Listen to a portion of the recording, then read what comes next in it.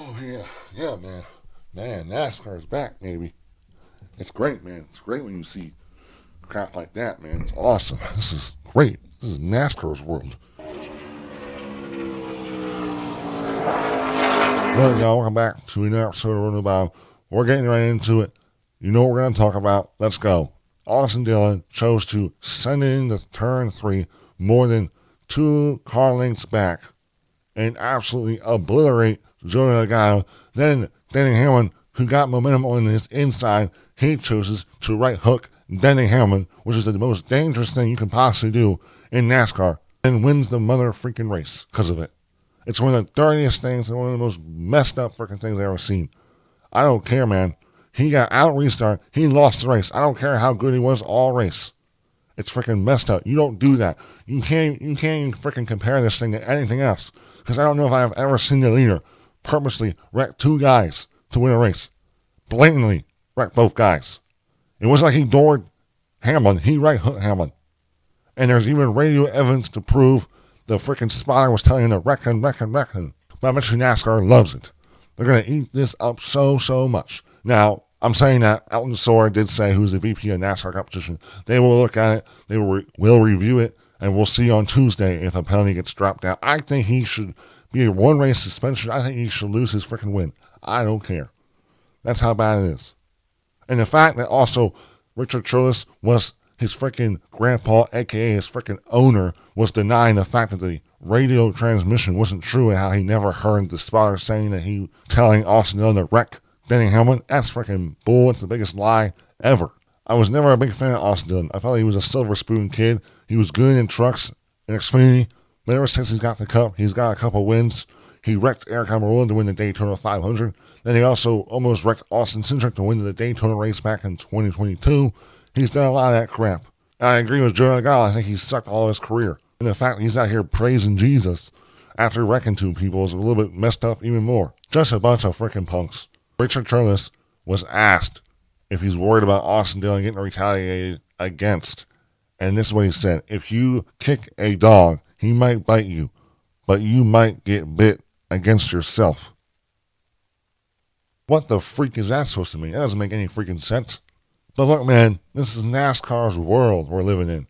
This is what NASCAR's made for us. A playoff system where Austin Dillon, who's 32nd in points before this freaking race, we win a race and be locked in to the top 16. Just like that. The freaking show we're putting on here.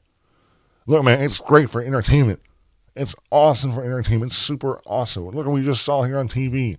But when it comes to legitimacy and having the most legit champion ever, that's far from it. Especially when you have this crap. All right, let's just talk about this race. Stage 1, pretty calm. Denny Hamlin led the first couple laps, and then he got passed by Christopher Bell. And that led, it was a 70-lap stage. That led Christopher Bell to win stage 1. It was pretty calm. No one was doing anything interesting with the strategy. We had the 2 sets of the red compound, which is the softer tire, and then we had the yellow compound, which was the harder compound tire. It's the regular compound tire. It's pretty hard compared to the red. Then stage 2, we saw some strategy with Daniel Suarez putting on the option tire, and he was like a freaking rocket ship versus everyone else. Got to the front and then lost it a little bit after I felt like around 35 to 40 laps. He had those tires were pretty much done. He had to pit, but he put himself in a position where he was a top 3 car.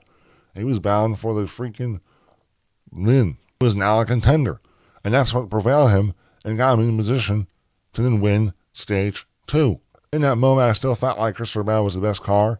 Denny Hamlin probably second best. We saw Mark Truex in there. And also up to this point, we had no cautions. It was just the stage cautions. And then stage 3 began. It was like a 170 lap stint. Everyone that didn't put on at least one set of their option tires did. And it was fun to watch. The racing was the same as it was with the prime tire. It was just that the tires didn't last as long. You had to come pit earlier. But that made for some interesting strategy. We ended up seeing Martin Truex blow the engine, so that ruined his day. He did have a bad pit stop in stage 3 that kind of put him back from being a contender. And then we also saw Christopher Bell get a speeding penalty, and that ruined his chance pretty much to win this race. He was probably the best car. I don't know exactly, because then Denny Hamlin took control of this race, but then we saw Austin Dillon on a massive charge. He looked like he was the best car. His car was handling way better than Hamlin. We're coming down to our last pit stop of what we thought was the last pit stop of the race. And he's getting closer, and it was like a cat and mouse game around the lap traffic. We get into our final pit stop. Hamlin pits a lap earlier, and then Austin Dillon pits a lap later. Hamlin was able to prevail to stay first, and then Austin Dillon lost a spot. Joey was able to gain second after Austin Dillon did pass him during that stint before the pit stops. But then Austin Dillon passed Joey back, and it was just a battle, again, a cat and mouse game. And it looked like Austin Dillon was the better car, especially in the long run.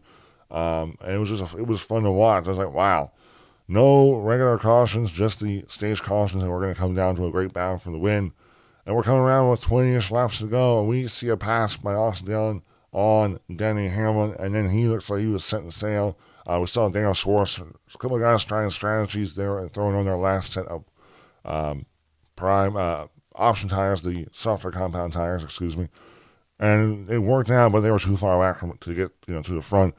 And as the laps are winding down, it seems like this is Austin Dillon's race. He's going to win. He's going to lock himself in. It's going to be a big deal. And it was a dominant. It was really impressive. I was super, super impressed with Austin Dillon.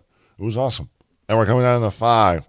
And then we're coming down to 2 laps to go. And all of a sudden, in turn 1, where Austin Dillon is also on the racetrack, Ricky wrecks the 41 of Ryan Priest. Just gets in there too hot, wrecks him. And holy crap. Oh my gosh. Who would have thought the one caution that we would have had would have been at the end of the race? And now everyone that had a pair of the option tires, the red compound sulfur tires, was throwing those bad boys on. It was going to be a 2-lap sprint to the finish. We get to the restart zone, and it looks like Austin Dillon struggles on the restart. Doesn't get as good of a launch. The other guy gets a great launch on the outside. Was able to keep the momentum in 1 and 2, and then take a lead and clear him. And it looks like he's able to set sail. Coming to the white flag, 1 and 2 looks pretty good. Looks like Austin's really pushing it, and then it looks like Joey gets out to at least a 1 to 2 car length lead. But then we see Austin Dillon do what we just talked about, drive in super deep, wasn't trying to make a corner at all, destroy Joey, and then right hook Denny Hamlin, which that right there is the most dangerous thing you can do. And he wins the race because of it all. The guy on Denny Hamlin go wild. Joey splits some bars on Austin Dillon. Lots of crap goes down. All right, now we're into our running order of this race. Austin Dillon, congratulations on wrecking 2 guys and getting the win. Congrats. I mean, if everything works out, you're going to have a win and you'll be in the playoffs. So good for you. Denny Hamlin second. Somehow, even though he got right hooked and wrecked, he was still scored second. I guess because like the timing and scoring works, he was still second. I don't know how that works. Usually if you're wrecked, you're not counted because you're wrecked. So I'm not sure. That was a little bit funky and weird. Ty Wreck, third, great run. Bo Wallace, fourth, top 5 run for them. Ross Chastain, 5th. Christopher Bell coming back from that speed penalty, great run, 6th. 7th, Kyle Larson, 8th. Carson Hocevar, 9th. Chase Elliott, good runs for those guys, especially Carson Hocevar. 10th, Daniel Schwartz, 1 stage 2, top 10, great run for him. Ryan Blaney, 11th, great run for him again. Kyle Busch, 12th, top 15, must near run. Great overall day, I guess, for Stewart Haas. You think about both cars in the top 15. You also have a win with Austin Dillon. William Byron, 13th, 14th, Josh Berry, 15th, Michael McDowell, Brad Keselowski, 16th. And then also Joey Logano, he finished 19th, too, after getting wrecked, too, I guess with the caution, too. That's how everything worked out. All right, now we're going to put this race on the rolling rate and talk about it, man. This race, man, I want to say it was a pretty average race for at least Richmond standards. I mean, the option tire made it a little more interesting on strategy. But then the ending and the finish is really exciting. It's controversial. It's going to be great for ratings and all that kind of stuff. You know what? I'm going to give it an 80%. I would probably put this thing at like a 6.5 of a race, but that 0.5 has to be off for all the drama and excitement and all the attention NASCAR is going to get for this. Because, I mean, it was exciting, even though I'm freaking really pissed off about how it freaking ended. I think it's insane if NASCAR doesn't do anything. I think they should bring this option tire or just bring the red compound tires to every race. I think you could put on some good racing. I do feel like, when everyone, in the beginning of Stage 3, when everyone was on the regular red compound tires, it felt like the same kind of race. It's just that their tires didn't last as long. So that was all like Debbie Downer. I still thought it was hard to pass, but at least the red option tires made it really interesting on people gambling and stuff. But yeah, personally, I think they should either take this red tire and make it the main tire or do the option tire like every short track. Overall, looking forward to seeing what comes out from this race. We'll see if we get any penalties on Tuesday from it. Besides that, thank you guys for watching. Hope you guys enjoyed. And besides that, goodbye again.